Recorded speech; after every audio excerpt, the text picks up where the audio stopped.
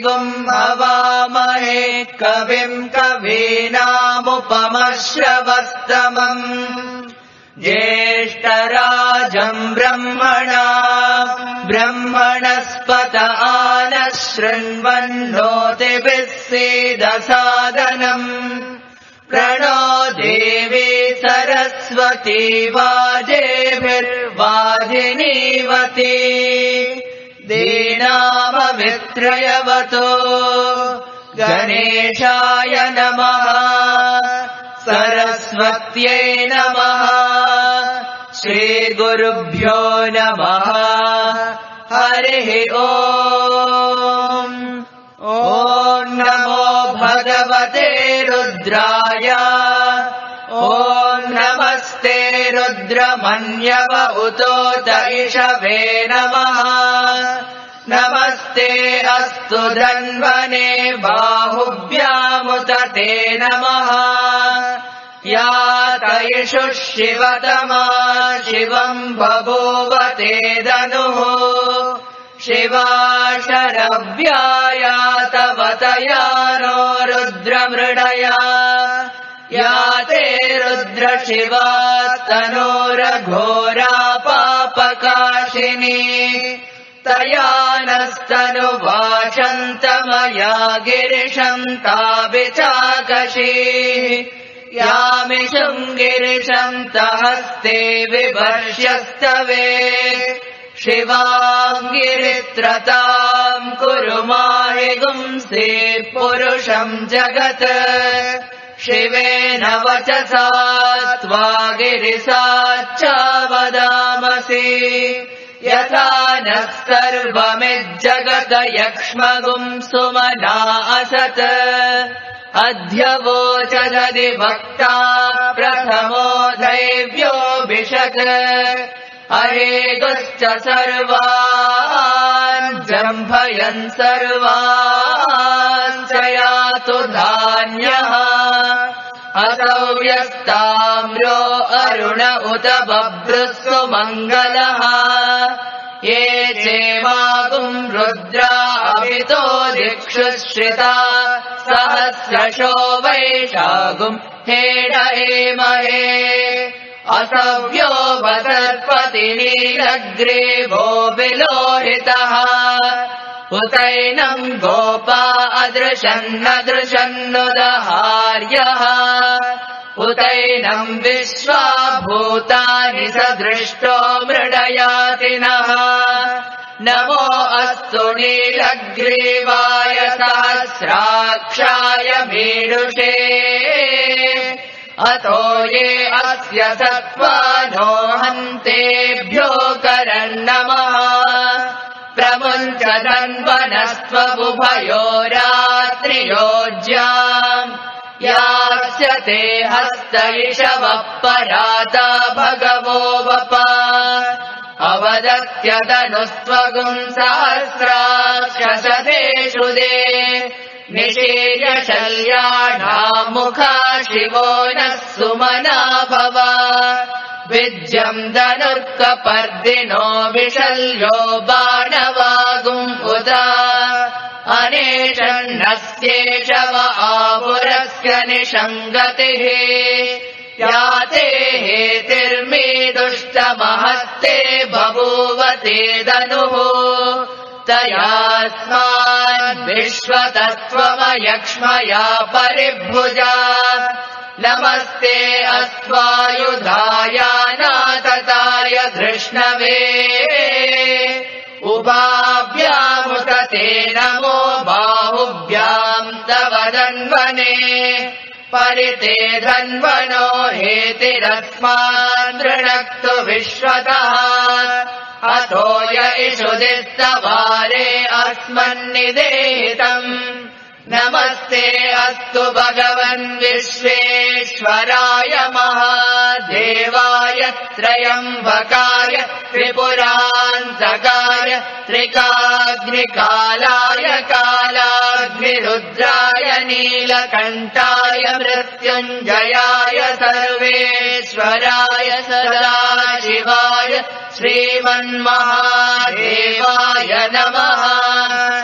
नमो हिरण्यबाहवे सेनान्ये दिशाम् च पतये नमो नमो वृक्षेभ्यो हरिकेशेभ्यः पशूनाम् पतये नमो नमः सत्पिञ्जराय द्विषीमते पतीनाम् पतये नमो नमो बब्लुषाय विव्याधिने नानाम् पतये नमो नमो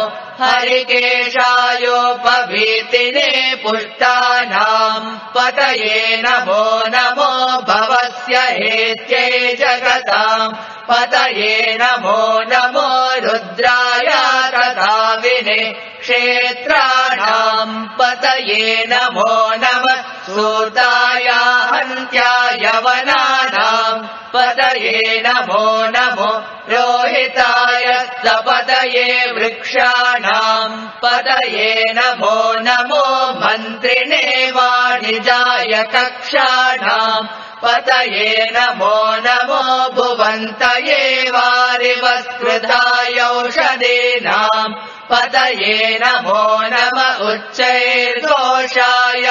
क्रन्दयते पत्तीनाम् पतये नमो नमः पृच्छ्वीताय धावते सत्त्वनाम् पतये नमः नमः सामानाय निर्व्याधिन व्याधिनीनाम् पतये नमो नमः ककुभाय निषङ्गिने सेनानाम् पतये नमो नमो निषङ्गिन इषुधिमते तत्कराणाम् पतये नमो नमो वञ्चते परिवञ्चते स्थायूनाम् पतये नमो नमो निचेरवे परिचरायारण्यानाम् पतये नमो नमः श्रिकाविभ्यो जिगागुंसभ्यो मुष्णताम् पतये नमो नमो सिमभ्यो नक्तम् चरभ्यः प्रकृन्तानाम् पतये नमो नम उष्णीषिणे गिरिचराय कुरुञ्जानाम् पतये नमो नम इषुमभ्यो दन्वाविभ्यश्च वो नमो नम आतन्वानेभ्यः प्रतिददानेभ्यश्च वो नमो नम आयच्छभ्यो विसृजभ्यश्च वो नमो नमोऽस्तेभ्यो विद्यभ्यश्च वो नमो नम आसीनेभ्यः शयानेभ्यश्च वो नमो नमः स्वपद्यो जाग्रभ्यश्च वो नमो नमः तिष्ठभ्यो दावद्भ्यश्च वो नमो नमः सभाभ्यः सभापतिभ्यश्च वो नमो नमो अश्वेभ्यो अश्वपतिभ्यश्च वो नमः नम आव्याधिनेभ्यो विविद्यन्तेभ्यश्च वो नमो नम उगणाभ्यस्त्रिगुम्हदेभ्यश्च वो नमो नमो घृत्सेभ्यो घृत्सपतिभ्यश्च वो नमो नमो घ्रातेभ्यो घ्रातपतिभ्यश्च वो नमो नमो गणेभ्यो गणपतिभ्यश्च वो नमो नमो विरूपेभ्यो विश्वरूपेभ्यश्च वो नमो नमो महद्भ्यः क्षुल्लकेभ्यश्च वो नमो नमो रतेभ्यो रतेभ्यश्च वो नमो नमो रतेभ्यो रतपतिभ्यश्च वो नमो नमः सेनाभ्यः सेनानिभ्यश्च वो नमो नमः शत्रुभ्यः सङ्ग्रहेतृभ्यश्च वो नमो नमस्तक्षभ्यो रथकारेभ्यश्च वो नमो नमः कुलालेभ्यः कर्मारेभ्यश्च वो नमो नमः पुञ्जिष्टेभ्यो निषादेभ्यश्च वो नमो नमः इषुकृद्भ्यो दन्वकृद्भ्यश्च वो नमो नमो मृगयभ्यश्वनिभ्यश्च वो नमो नमः श्वभ्यश्वपतिभ्यश्च वो नमः नमो भवाय च रुद्राय च नमः शर्वाय च पशुपतये च नमो नीलग्रीवाय च शितिकण्ठाय च नमः कपर्दिने च व्युक्तकेशाय च नमः सहस्राक्षाय च शतधन्वने च नमो गिरिशाय च शिबिभिष्टाय च नमो मीनुष्टमाय चेषुमते च नमो हस्वाय च वामनाय च नमो बृहते च वर्षीयसे च नमो वृद्धाय च संवृद्वने च नमो अग्र्याय च प्रथमाय च नमः आशवेजाजिराय च नमः शीघ्रियाय च शीभ्याय च नमः ऊर्ण्याय च वस्वन्याय च नमः श्रोतस्याय च द्वेभ्याय च नमो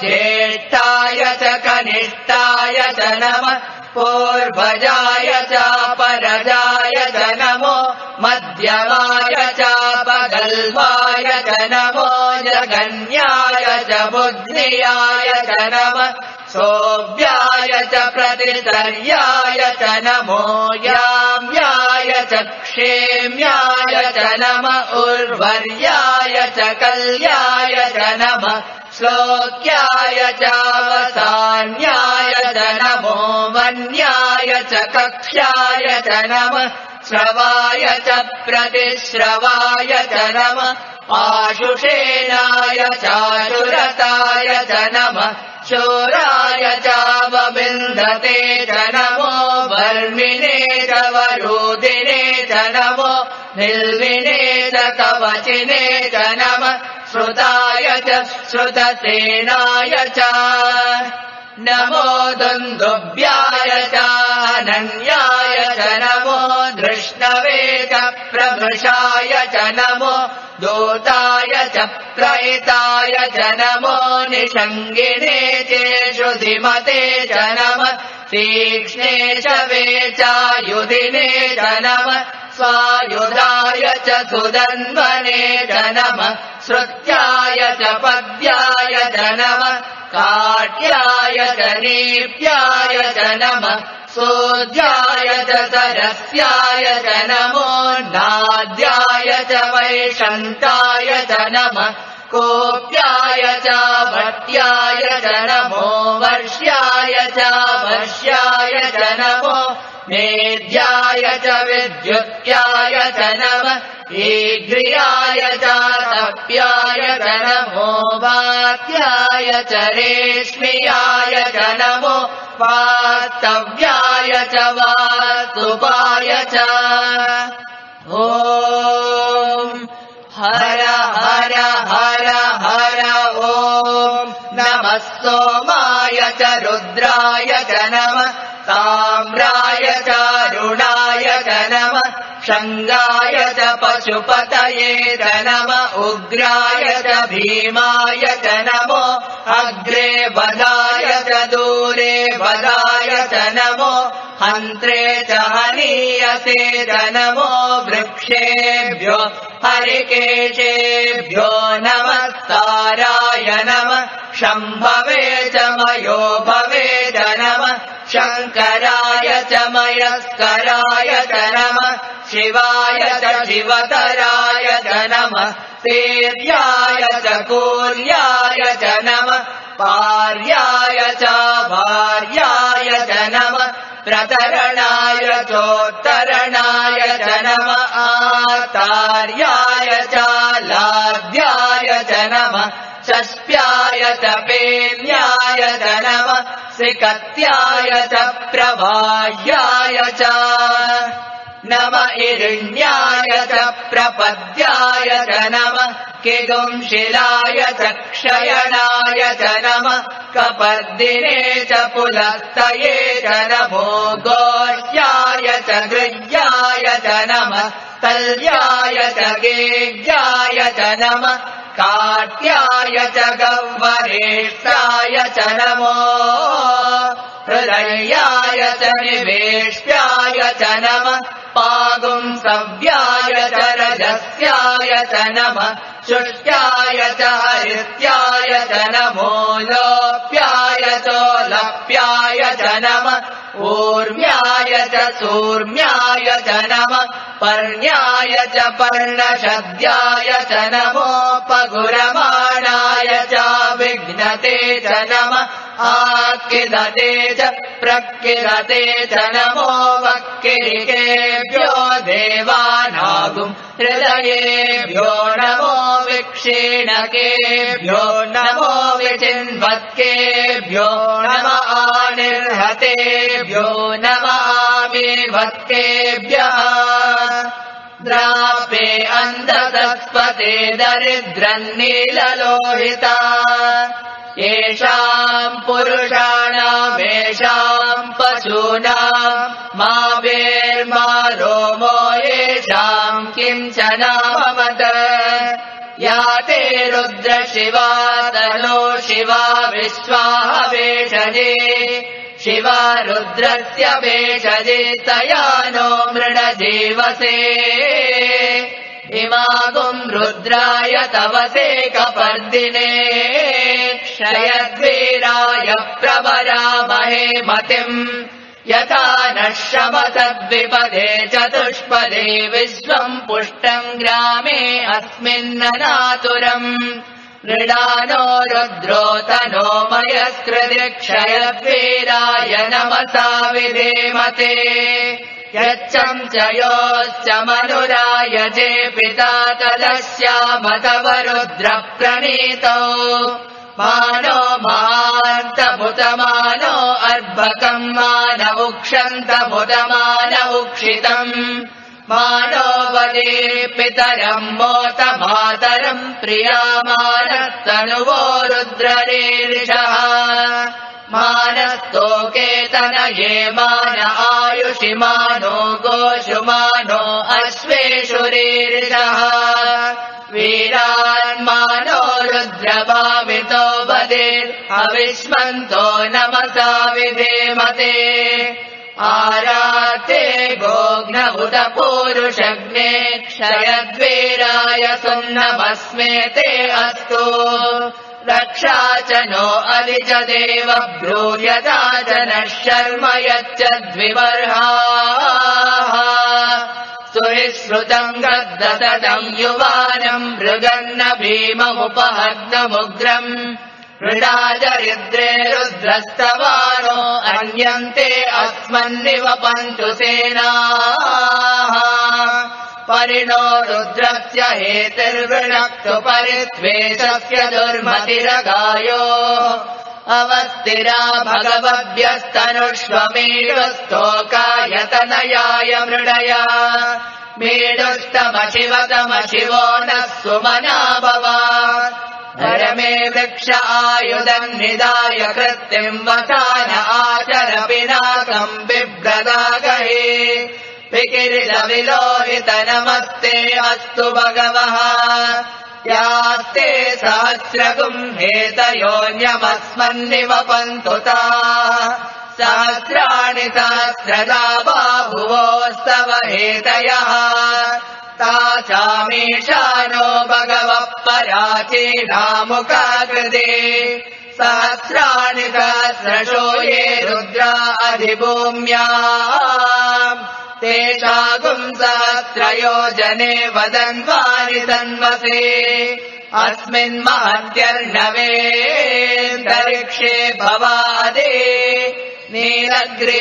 नीलग्रीवाशितिकण्ठा शर्वा अधः क्षमाचराः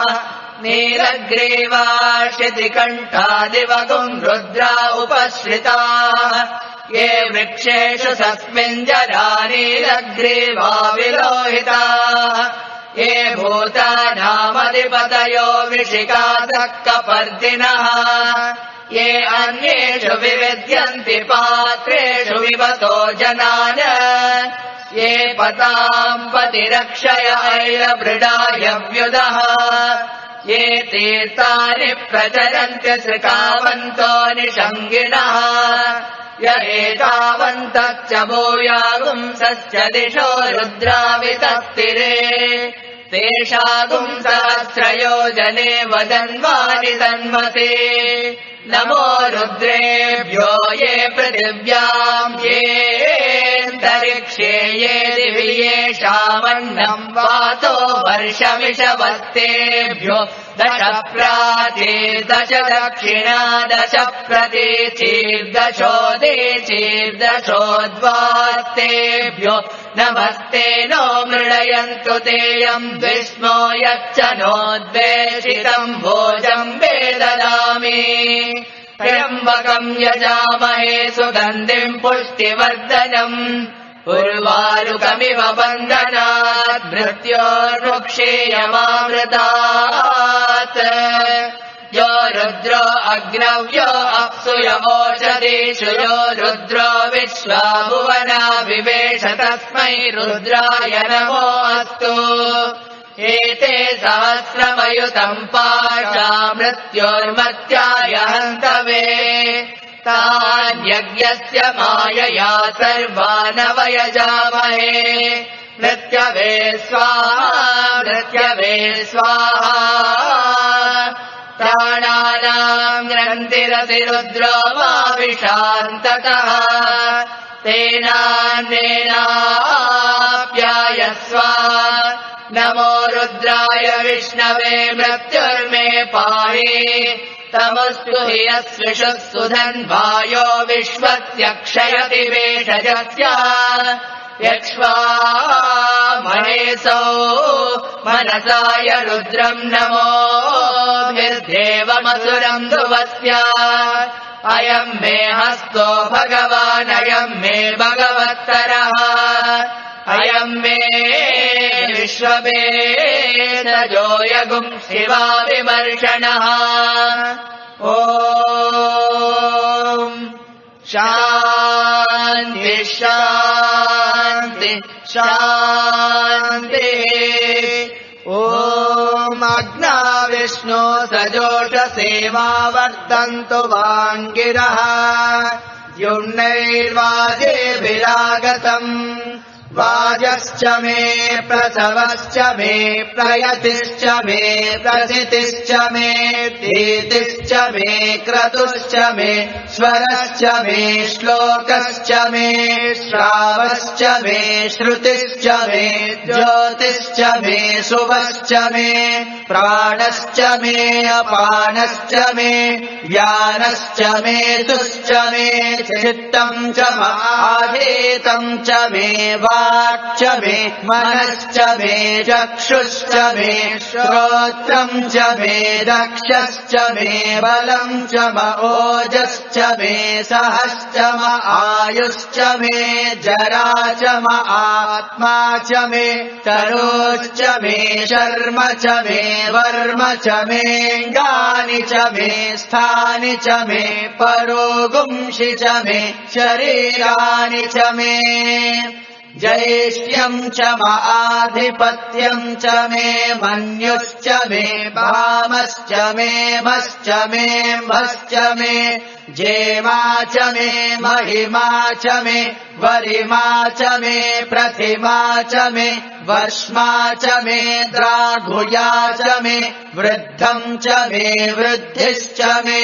सत्यम् च मे श्रद्धा च मे जगच्च मे धनम् च मे वशश्च मे त्विषिश्च मे क्रीडा च मे मोदश्च मे जातम् च मे जनिष्यमाणम् च मे सूक्तम् च मे सुकृतम् च मे वित्तम् च मे वेद्यम् च मे भूतम् च मे भविष्यच्च मे सुगम् च मे सुपथम् च मरुद्धम् च मरुद्धिश्च मे कृप्तम् च मे कृप्तिश्च मे मतिश्च मे सुमतिश्च मे शं च मे मयश्च मे प्रियं च मेनु कामश्च मे कामश्च मे सौमनसश्च मे भद्रं च मे श्रेयश्च मे वस्यश्च मे यशश्च मे भगश्च मे द्रविणं च मे यन्ता च मे धर्ता च मे क्षेमश्च मे धृतिश्च मे विश्वं च मे महश्च मे संविच्च मे ज्ञात्रं च मे सोश्च मे प्रसोश्च मे सेरं च मे लयश्च मरुतं च मे मृतं च मे यक्ष्मं च मे नामयश्च मे जीवातुश्च मे दीर्घायुत्वं च मे न मित्रं च मे भयं च मे सुगं च मे शयनं च मे सुषा च मे सुदिनं च मे ऊर्च मे सोनृता च मे पयश्च मे रसश्च मे घृतं च मे मधु च मे सग्धिश्च मे सपेतिश्च मे कृषिश्च मे वृष्टिश्च मे जैत्रं च और्भिद्यं च मे रयिश्च मे रायश्च मे पुष्टं च मे पुष्टिश्च मे विभु च मे प्रभु च मे बहु च मे भूयश्च मे पूर्णं च मे पूर्णतरं च मे क्षितिश्च मे कूयवाश्च मे नं च मे शुच्च मे व्रीहयश्च मे यवाश्च मे माशाश्च मे तिलाश्च मे मुद्गाश्च मे खल्वाश्च मे गोधूमाश्च मे मसुराश्च मे प्रियङ्गवश्च मे नवश्च मे शामाकाश्च मे नीवाराश्च मे अश्मा च मे मृत्तिका च मे गिरयश्च मे पर्वताश्च मे सिकताश्च मे वनस्पतयश्च मे हिरण्यं च मे यश्च मे शेषं च मे त्रपुश्च मे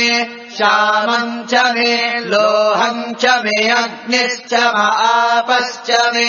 विरुधश्च ओषधयश्च मे कृष्णपक्षं च मे कृष्णपक्षं च मे ग्राम्याश्च मे पशव आरण्याश्च यज्ञेन कल्पन्ताम् वित्तं च मे वित्तिश्च मे भूतं च मे भूतिश्च मे वसु च मे वसतिश्च मे कर्म च मे शक्तिश्च मे अर्थश्च मयेमश्च मयितिश्च मे गतिश्च मे अग्निश्च म इन्द्रश्च मे सोमश्च म इन्द्रश्च मे सविता च म इन्द्रश्च मे सरस्वती च म इन्द्रश्च मे पूषा च म इन्द्रश्च मे बृहस्पतिश्च म इन्द्रश्च मे मित्रश्च म इन्द्रश्च मे वरुणश्च म इन्द्रश्च मे त्वष्टा च म इन्द्रश्च मे धाता च म इन्द्रश्च मे विष्णुश्च म इन्द्रश्च मे श्विनौ च म इन्द्रश्च मे मरुतश्च म इन्द्रश्च मे विश्वे च मे देवा इन्द्रश्च मे पृथिवी च म इन्द्रश्च मेऽन्तरिक्षं च म इन्द्रश्च मे द्यौश्च म इन्द्रश्च मे दिशश्च म इन्द्रश्च मे मूर्धा च म इन्द्रश्च मे प्रजापतिश्च म इन्द्रश्च मे अगुंशुश्च मे रश्मिश्च मे धाव्यश्च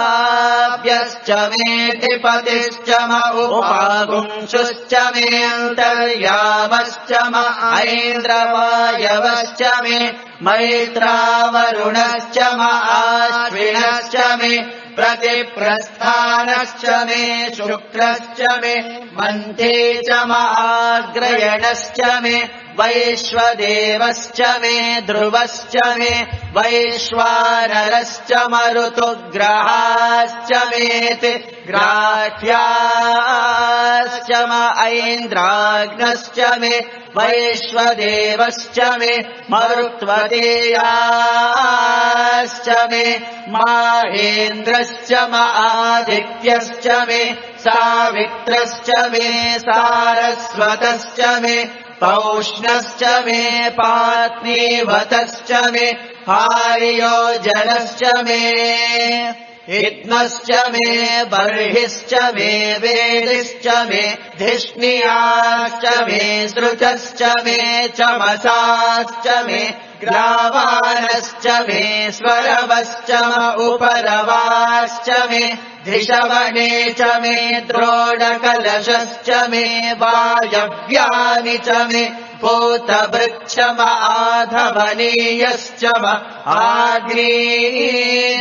च मे हविर्धानम् च मे गृहाश्च मे सदश्च मे पुरोडाशाश्च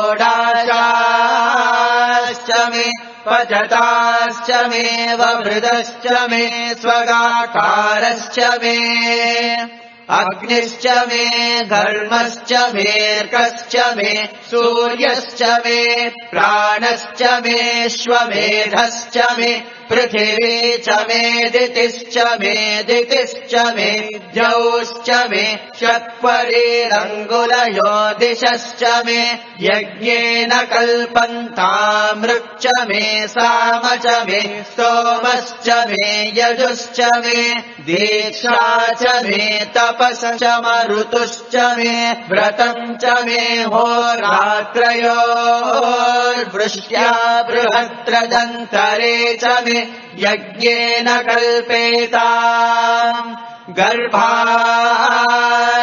मे वत्साश्च मे त्रयविश्च मे त्रयवे च मे दित्यवाच्च मे दित्यौहे च मे पञ्चाविश्च मे पञ्चावे च मे त्रिवत्सश्च मे त्रिवत्सा च मे तुर्यवाच्च मे तुर्यौहे च मे पष्टवाच्च मे पष्टौहे च मवुक्षा च मे वशा च मऋषभश्च मे वेहच्च मे नड्वाञ्च मे धेनुश्च मायुर्यज्ञेन कल्पताम् प्राणो यज्ञेन कल्पतामपानो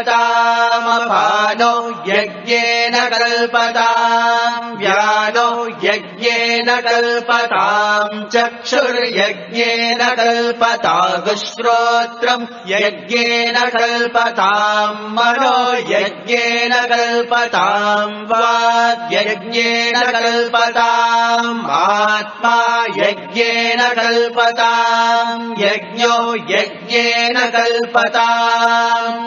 एका च मे तिस्रश्च मे पञ्च च मे सप्त च मे नव च म एकादश च मे त्रयोदश च मे पञ्चदश च मे सप्तदश च मे नवदश च म एकविंशतिश्च मे त्रयोविंशतिश्च मे पञ्चविंशतिश्च मे सप्तविंशतिश्च मे नवविंशतिश्च म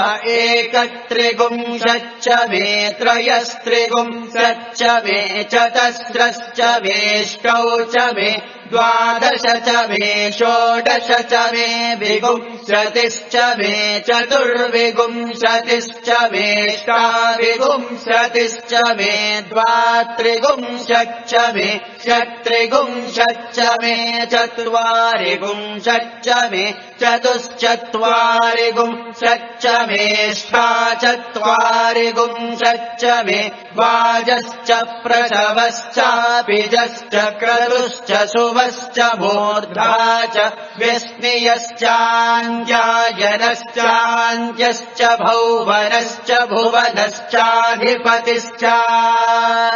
इडादेवहुर्मनुर्यज्ञनीर्बृहस्पतिरुक्था मदानि सगुम् सिषद्विश्वे देवासूक्तवाच पृथिवीमातर्माहि गुंसीर्मधुमनिष्ये मधुजनिष्ये मधुवक्ष्यामि मधुवदिष्यामि मधुमते देवेभ्यो वाचमुद्यासगुम् शुश्रूषेण्याम् मनुष्येभ्यस्तम् मा देव अवन्तु शोभायै पितरोऽनुमदन्तु ॐ शान्ति शान्ति शान्तिः ॐ तच्छ्रय्यो नावृणीमहे गातुम् यज्ञाय गातुम् यज्ञपतये दैवी स्वस्तिरस्तु नः स्वस्तिर्मानुषेभ्यः ऊर्ध्वम् जिगातु भेषजम् शन्नो अस्तु द्विपदे शञ्चतुष्पदे ॐ शान्ति शान्ति शान्तिः सहस्रशीर्षा पुरुषः सहस्राक्षः सहस्रपात् स भूमिम् विश्वतो वृत्वा अत्यतिष्ठद्दशाङ्गुलम् पुरुष एवेदगुम् सर्वम् यद्भूतम् यच्च भव्यम् उतामृतत्वस्येषानः यदन्येनातिरोहति एतावानस्य महिमा अतो जायाकश्च पूरुषः पादोऽस्य विश्वा भूतानि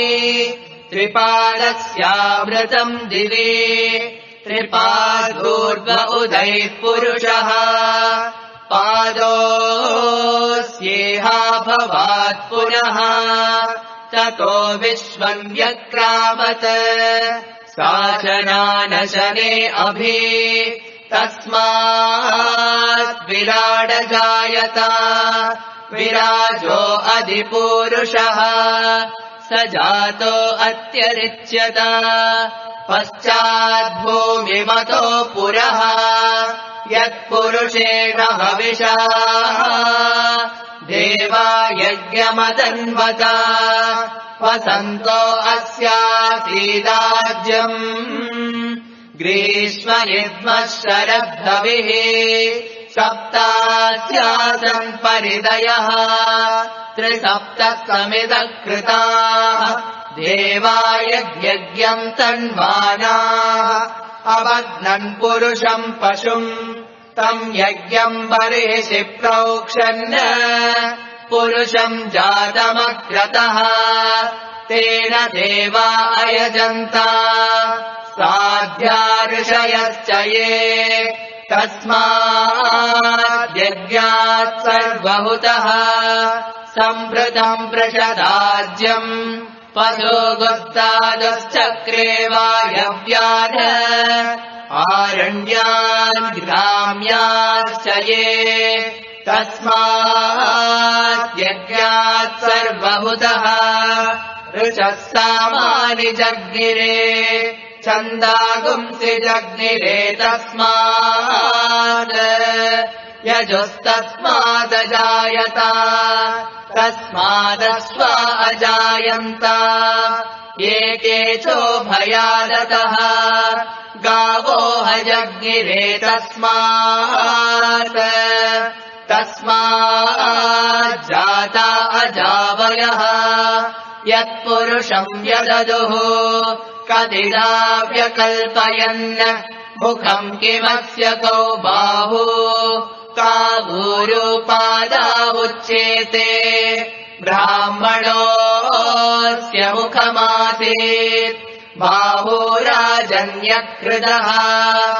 ऊरो तदस्य यद्वैश्यः पद्यागुम् शूद्रो अजायत चन्द्रमा मनसो जातः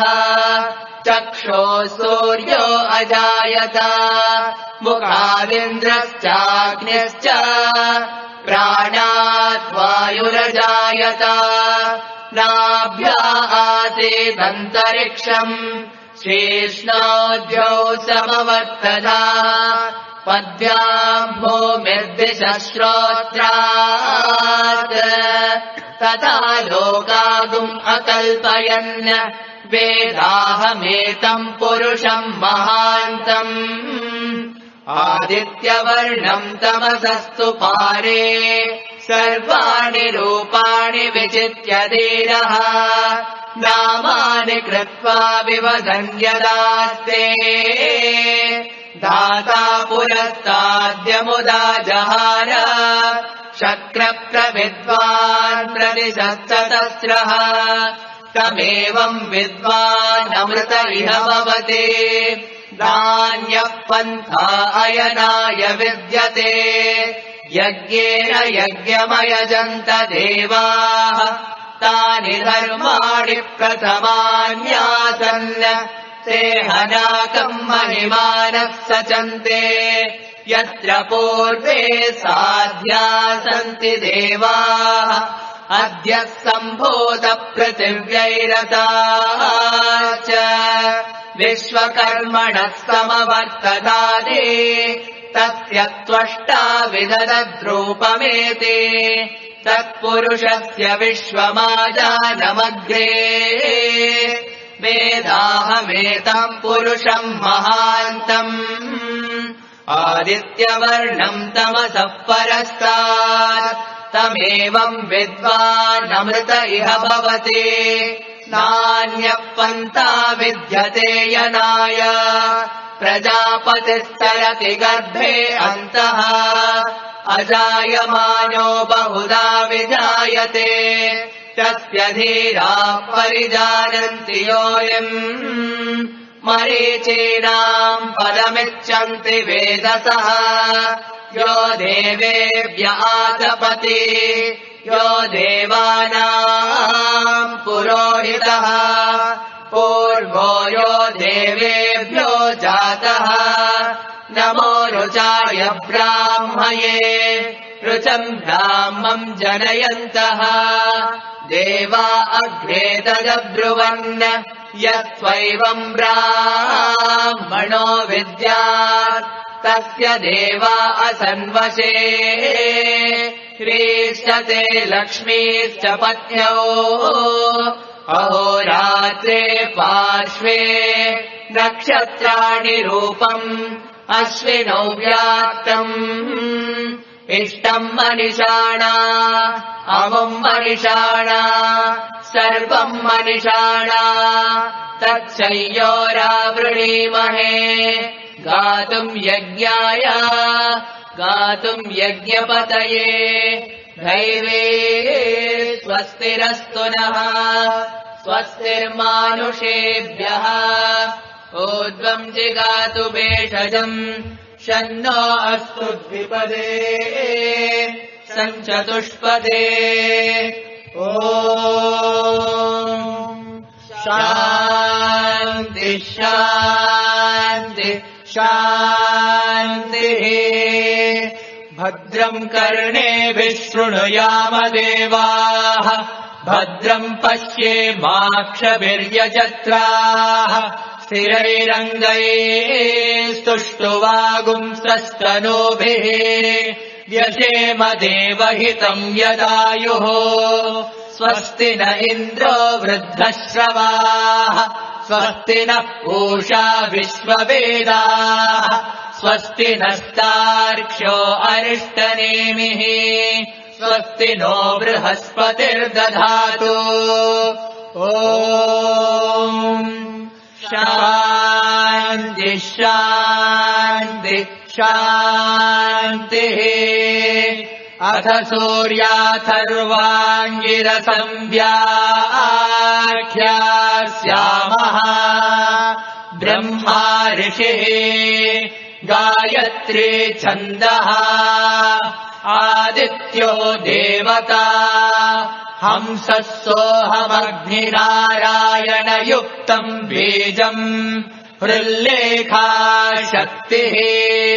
वियदादिसर्गसंयुक्तम् कीलकम्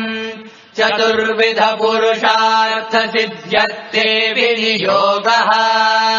षट्स्वरारूढेन बीजेन षडङ्गम् रक्ताम्बुजसंस्थितम् सप्ताश्वरतिनम् हिरण्यवर्णम् चतुर्भुजम् पद्मद्वयाभयवरदहस्तम् कालचक्रप्रणेतारम् श्रीसूर्यनारायणम् य एवम् वेद स वै ब्राह्मणः। ॐ भूर्भुवः सुवः तत्सवितुर्वरेण्यम् भर्गो देवस्य धीमहि धियो यो नः प्रचोदयात्। सूर्य आत्मा जगतस्तस्तुषस्य सूर्याद्वै खल्विमानि भूतानि जायन्ते सूर्याद्यज्ञः पर्जन्यो नमात्मा नमस्ते आदित्या त्वमेव प्रत्यक्षम् कर्म कर्तासि त्वमेव प्रत्यक्षम् ब्रह्मासि त्वमेव प्रत्यक्षम् विष्णुरसि त्वमेव प्रत्यक्षम् रुद्रोऽसि त्वमेव प्रत्यक्षम् मृगसि त्वमेव प्रत्यक्षम् यजुरसि त्वमेव प्रत्यक्षम् सामासि त्वमेव प्रत्यक्षमथर्वासि त्वमेव सर्वम् छन्दोसि आदित्याद्वायुर्जायते आदित्याद्भूमिर्जायते आदित्यादापो जायन्ते आदित्याज्योतिर्जायते आदित्याद्व्योमदिशो जायन्ते आदित्याद्देवा जायन्ते आदित्याद्वेदा जायन्ते आदित्यो वा एष एतन्मण्डलम् तपते असावादित्यो ब्रह्मा आदित्योऽन्तःकरणमनो बुद्धिचित्ताहङ्काराः आदित्यो वै व्यानः समानो दानोपानः प्राणः आदित्यो वै श्रोत्रत्वक्चक्षुरसनघ्राणाः आदित्यो वै वाक्पाणिपादपायोपस्थाः आदित्यो वै शब्दस्पर्शरूपरसगन्धाः आदित्यो वै वचनादानागमनविसर्गानन्दाः आनन्दमयो विज्ञानमयो विज्ञानगण आदित्यः नमो मित्राय भाणवे मृत्योर्मा पाहि प्राजिष्णवे विश्वहेतवे नमः सूर्याद्भवन्ति भूतानि सूर्येण पालितानि तु सूर्ये लयम् प्राप्नुवन्ति यः सूर्यः सोऽहमेव च चक्षुर्नो देवः सविता चक्षुर्न उत पर्वतः चक्षुर्धाता दधातु नः आदित्याय विद्महे सहस्रकिरणाय धीमहि तन्नः सूर्यः प्रचोदयात् सविता पुरस्तात् सविता पश्चात् सवितोत्तरात् सविता धरात् सविता नः सुवतु सर्वतातिगुम् सविता नो रासताम् दीर्घमायुः ओमित्येकाक्षरम् ब्रह्मा त्रिणिरिति द्वे अक्षरे सूर्य इत्यक्षरद्वयम् आदित्य इति त्रीण्यक्षराणि एतस्यैव सूर्यस्याष्टाक्षरो मनुः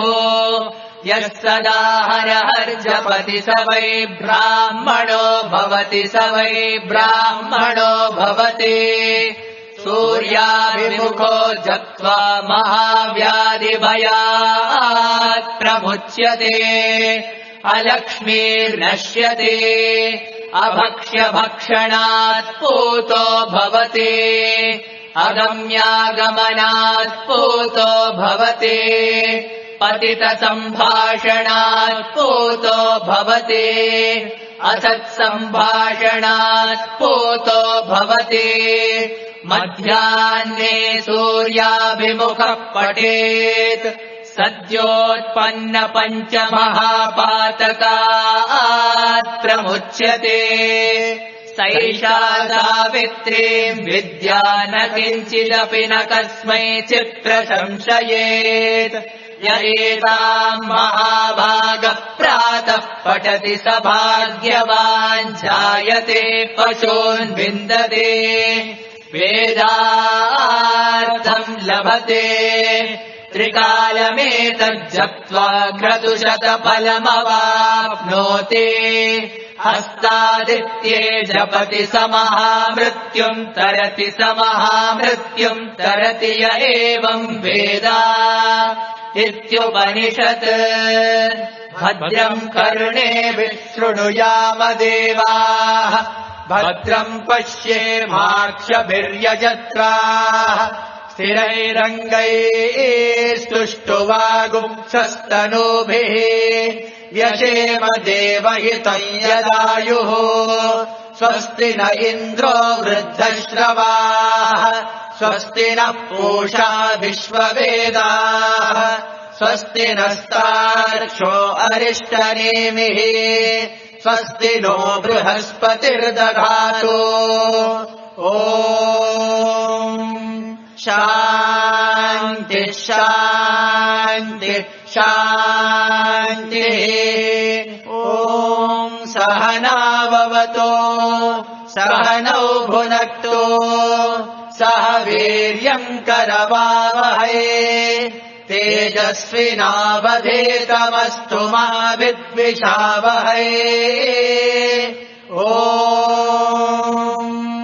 शान्ति शान्ति शान्तिः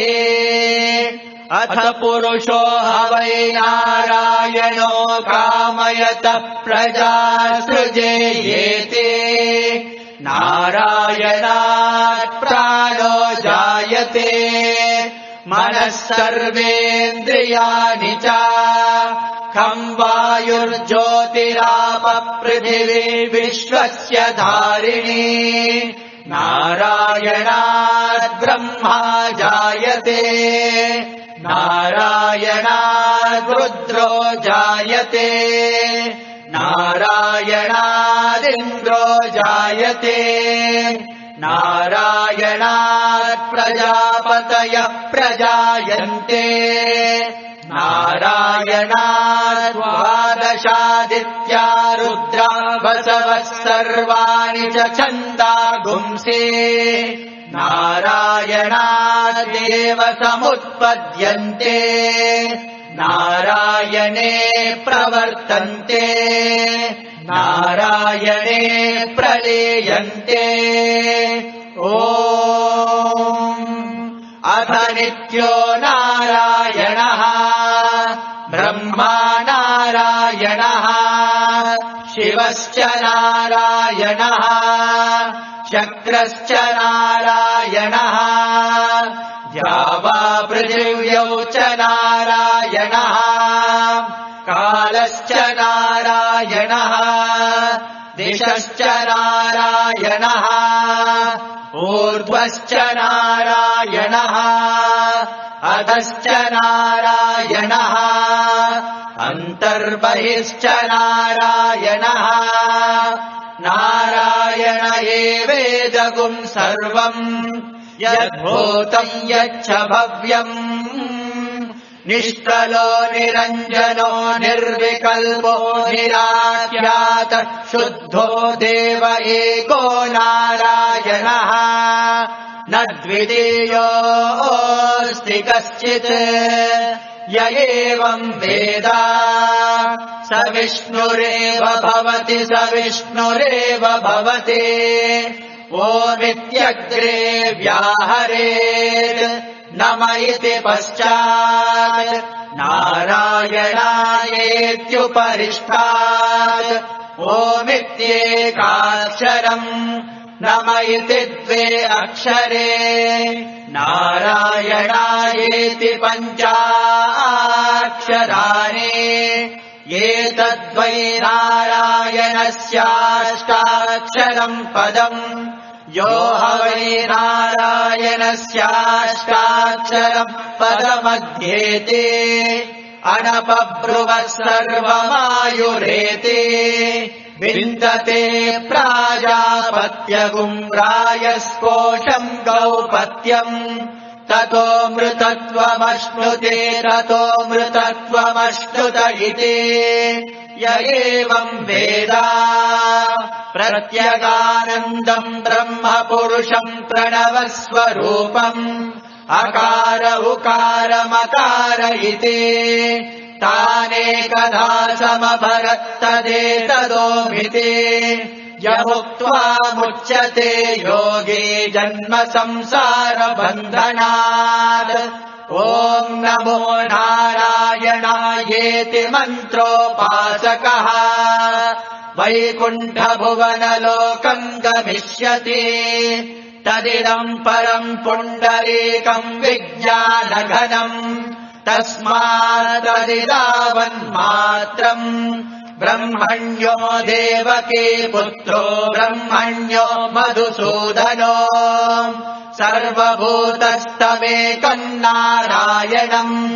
कारणरूपमकार परब्रह्मो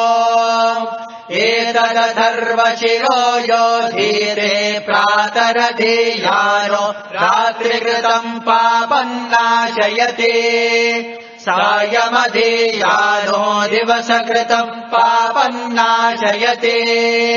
माध्यन्दिनमादित्याभिमुखो धीयान पञ्चपातकोपपातकात् प्रमुच्यते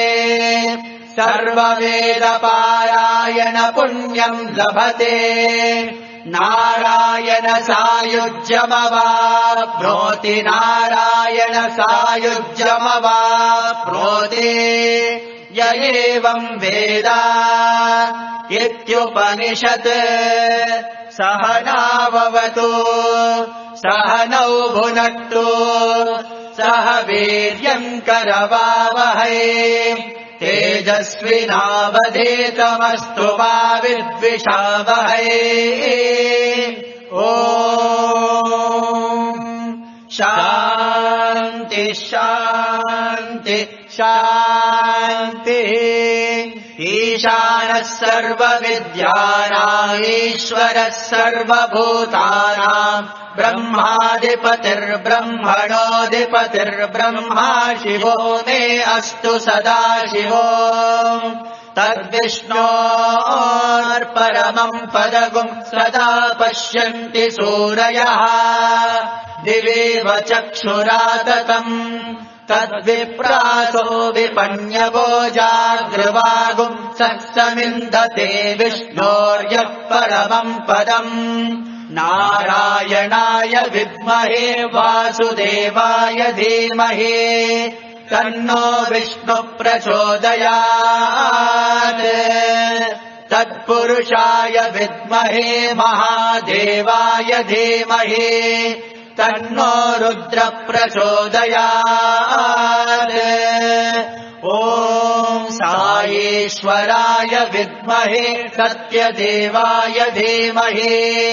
तन्नः सर्वः प्रचोदयात्